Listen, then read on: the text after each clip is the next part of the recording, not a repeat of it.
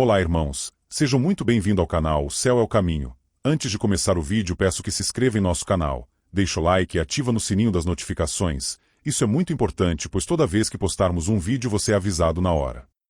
Por que os demônios perguntaram a Jesus sobre os porcos? No primeiro confronto entre Jesus e Satanás, Jesus venceu as tentações, conforme narrado em Mateus capítulo 4, versículo 1 a 11. Ele continuou a invadir e dominar duas principais fortalezas de Satanás, o mundo espiritual e a doença.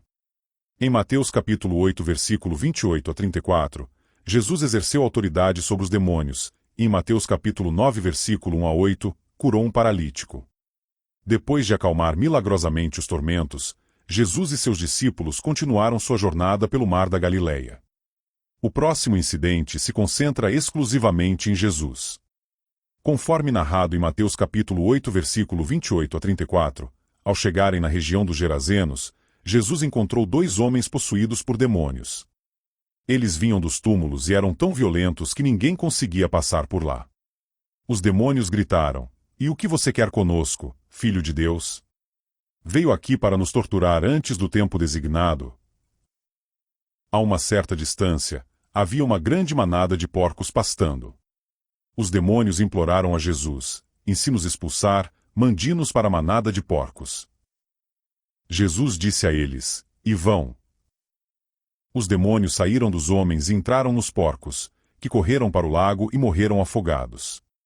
Os cuidadores dos porcos fugiram para a cidade e contaram tudo, inclusive sobre os homens possuídos. Toda a cidade foi ao encontro de Jesus e, ao vê-lo, pediram que deixasse a região. Mateus destaca a atenção em Jesus ao responder à pergunta exasperada: "Em que tipo de homem é este?" Jesus agora estava em Decápolis, um território predominantemente gentil, onde a presença dos porcos era comum. Os porcos são considerados impuros e são julgados segundo Levítico capítulo 11, versículo 7 e Deuteronômio capítulo 14, versículo 8. Esses versículos afirmam que o porco é impuro porque, embora tenha casco dividido, não rumina. Gadareno se refere tanto ao povoado de Gadara, localizado a 5 milhas a sudeste do Mar da Galileia, quanto à área circundante, incluindo o pequeno povoado de Gerasa, atualmente Quersa ou Querce, na costa leste do Mar da Galileia. Este local é tradicionalmente considerado o lugar onde ocorreu o exorcismo feito por Jesus. Quando Jesus foi à região dos Gadarenos, encontrou dois homens possuídos que vinham dos túmulos. Conforme narrado em Marcos capítulo 5, versículo 1 a 20 e Lucas capítulo 8, versículo 26 a 39, apenas um homem possuído é registrado. Em Marcos capítulo 5, versículo 1 a 20, ao chegar à outra margem do mar, na região dos Gerazenos, um homem possuído por um espírito impuro encontrou Jesus ao sair dos túmulos. Esse homem vivia nos túmulos, e ninguém conseguia subjugá-lo, nem mesmo com correntes. Frequentemente acorrentado nos pés e nas mãos, ele quebrava as correntes e despedaçava as algemas. Ninguém tinha força para dominá-lo. Noite e dia, entre os túmulos e nas montanhas, ele gritava e se feria com pedras. Ao ver Jesus de longe, correu e prostrou-se diante dele, gritando: "E o que você quer comigo, Jesus, Filho do Deus Altíssimo? Por Deus, não me atormente." Pois Jesus já havia ordenado: "Saia deste homem, espírito impuro." Jesus perguntou ao espírito: "Em qual é o seu nome?" Ele respondeu: "E meu nome é Legião, porque somos muitos." E imploravam insistentemente para que não os mandasse sair da região. Havia uma grande manada de porcos pastando na costa. Os demônios pediram a Jesus: "E mande-nos para os porcos, para que entremos neles." Jesus permitiu que o espírito impuro saísse e entrasse nos porcos. Cerca de 2.000 porcos desceram em alta velocidade para o mar e se afogaram. Os cuidadores dos porcos fugiram e contaram o ocorrido na cidade e no campo. As pessoas vieram ver o que havia acontecido e encontraram o homem que tinha legião de demônios sentado, vestido e em perfeita saúde. Isso causou grande medo. Aqueles que testemunharam o ocorrido contaram como o homem foi libertado e o que aconteceu com os porcos. As pessoas começaram a pedir que Jesus deixasse a região. Quando Jesus entrou no barco, o homem que havia sido possuído implorou para ir com ele, mas Jesus não permitiu. Em vez disso, disse-lhe para voltar para casa e contar à sua família o quanto o Senhor havia feito por ele e como teve piedade dele. O homem saiu e começou a proclamar na Decápolis o que Jesus havia feito por ele, e todos ficaram muito surpresos. Multidões da Galileia, da Decápolis, de Jerusalém, da Judéia e de além do Jordão seguiram Jesus. A situação era perigosa, pois os homens possuídos eram tão violentos que ninguém podia passar por lá. O público em geral temia os demônios, que são como Satanás. Os demônios rapidamente reconfirmaram o status de Jesus como Filho de Deus, conforme narrado em Mateus capítulo 4 versículo 3 a 6. Esse título seria eventualmente reconhecido pelos discípulos, que começaram a entender melhor a singularidade de Jesus como Filho amado, conforme Mateus capítulo 16 versículo 16, Mateus capítulo 14 versículo 33, Mateus capítulo 3 versículo 17 e Mateus capítulo 17 versículo 5. O uso do título pelos demônios anunciava a confirmação de Jesus como o Filho de Deus. O bastião de Satanás no mundo espiritual está sendo invadido e dominado. Os demônios contrastam com os discípulos porque sabem quem é Jesus, conforme visto no versículo 27. No entanto, mesmo reconhecendo Jesus, eles ainda são demoníacos e o odeiam. Os demônios perguntaram a Jesus o que ele queria, pois sabiam que ele era capaz de durar muito mais do que as pessoas. Em Marcos capítulo 1 versículo 24, os demônios aparecem de maneira odiosa e reconhecem Jesus como Filho de Deus. Eles entendem o sentido mais profundo desse título. Os demônios reconhecem não só o poder de Jesus, mas também seu papel como Messias, o Filho de Deus. Uma segunda pergunta indica que os demônios sabem que serão torturados e restringidos eternamente, como em Judas 6. Ao pedir reconfirmação, os demônios reconhecem que Jesus é aquele que será juiz no tempo designado. O fato de Jesus estar limitando as atividades dos demônios antes do tempo definido indica que a expulsão dos demônios por Jesus era um sinal de que o reino de Deus estava se aproximando. Esses demônios parecem estar cientes do padrão que define a derrota das tropas de Satanás. Eles gritam: "E o que você quer conosco, Filho de Deus? Veio aqui para nos torturar antes da hora?" Isso prenuncia o legado do reino de Deus, bem como a invasão e conquista das fortalezas de Satanás.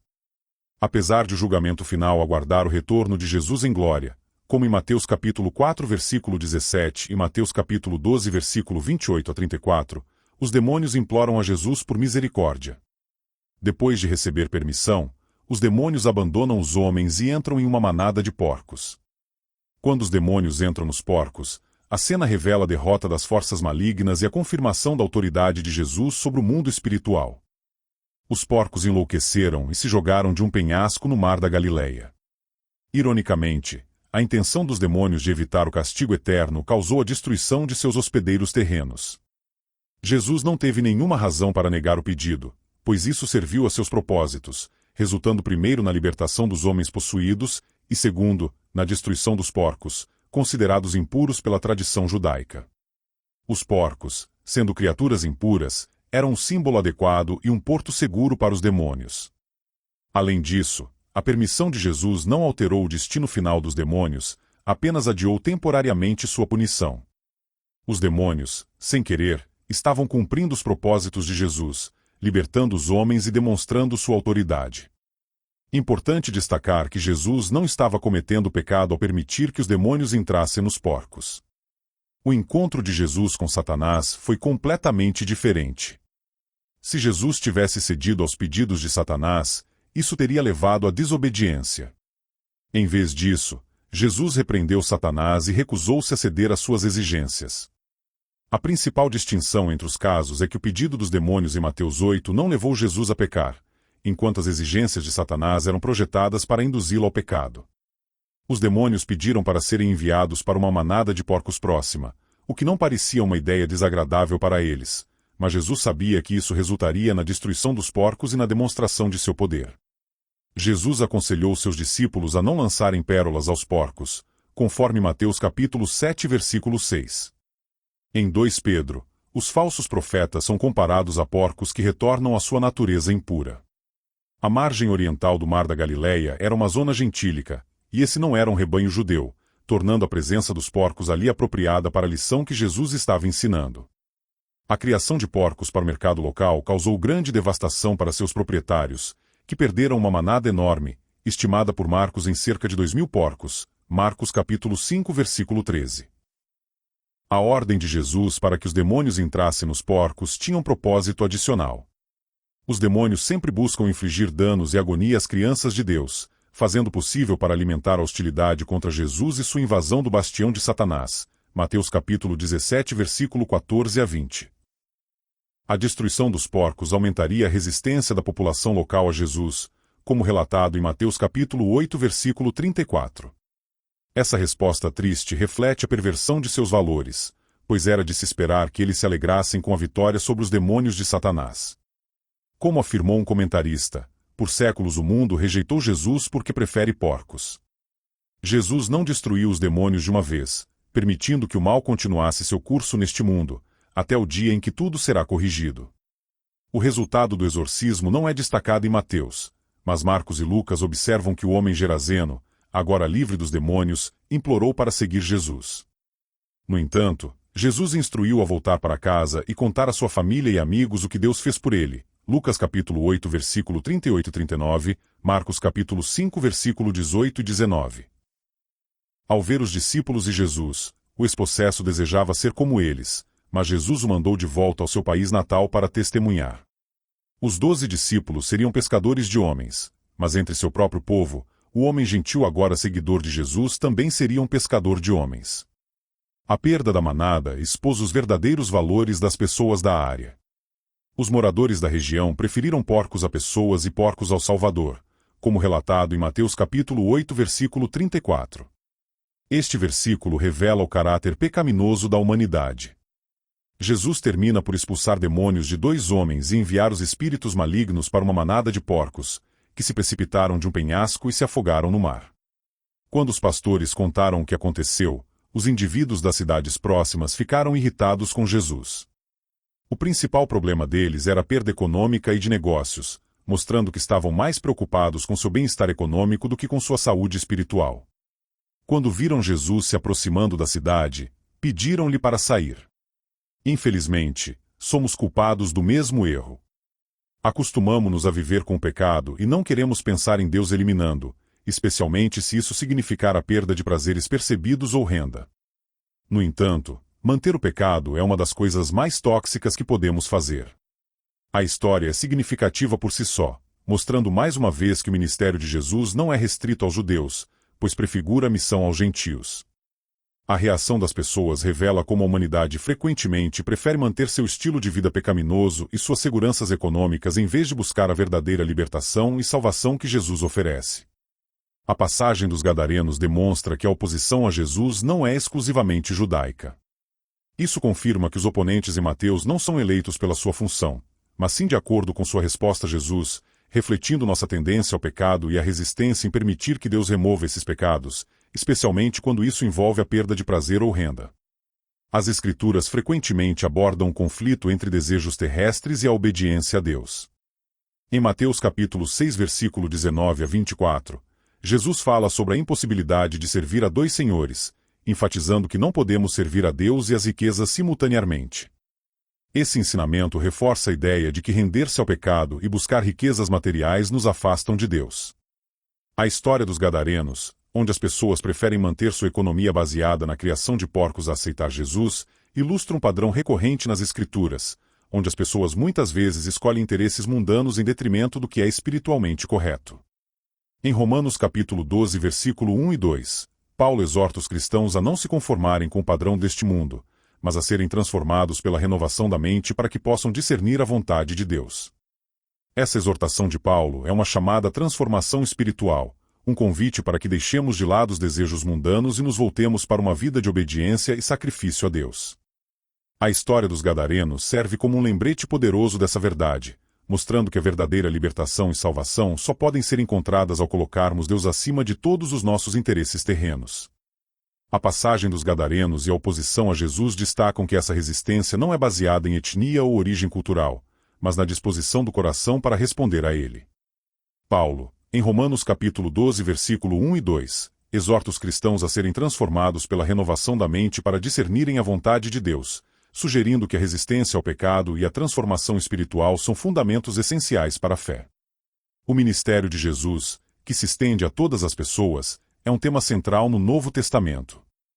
Efésios capítulo 2 versículo 11 a 18 discute como Cristo removeu a barreira entre judeus e gentios, criando um novo povo unido na promessa de salvação, refletindo a universalidade do amor e da misericórdia de Deus. Isso refuta a ideia de que a oposição a Jesus e a sua mensagem se baseia na etnia ou origem cultural, destacando que essa oposição transcende essas barreiras e se fundamenta na disposição do coração. A narrativa de Mateus demonstra que a oposição a Jesus transcende barreiras de raça e cultura, evidenciando a universalidade da mensagem de Jesus. Os apóstolos, ao verem o Evangelho se estender além das fronteiras judaicas, abraçam diversas culturas e povos. Em Atos 10, Pedro tem uma visão que o leva a entender que o Evangelho é para todos, não apenas para os judeus, reforçando que a mensagem de Jesus é inclusiva e abrangente para todas as pessoas. O episódio dos Gadarenos e as lições subsequentes destacam um princípio fundamental do cristianismo. A salvação e a verdade de Deus estão abertas a todos, independentemente de sua origem. O principal obstáculo é a relutância humana em abandonar o pecado e seguir a Cristo. Esta verdade desafia os seguidores de Cristo a examinarem suas próprias vidas, prioridades e objetivos, alinhando-os com as lições e o exemplo de Jesus. É um convite para todos se arrependerem e voltarem-se para Deus, reconhecendo que a mensagem de salvação está disponível para todos que escolhem seguir a Cristo sinceramente.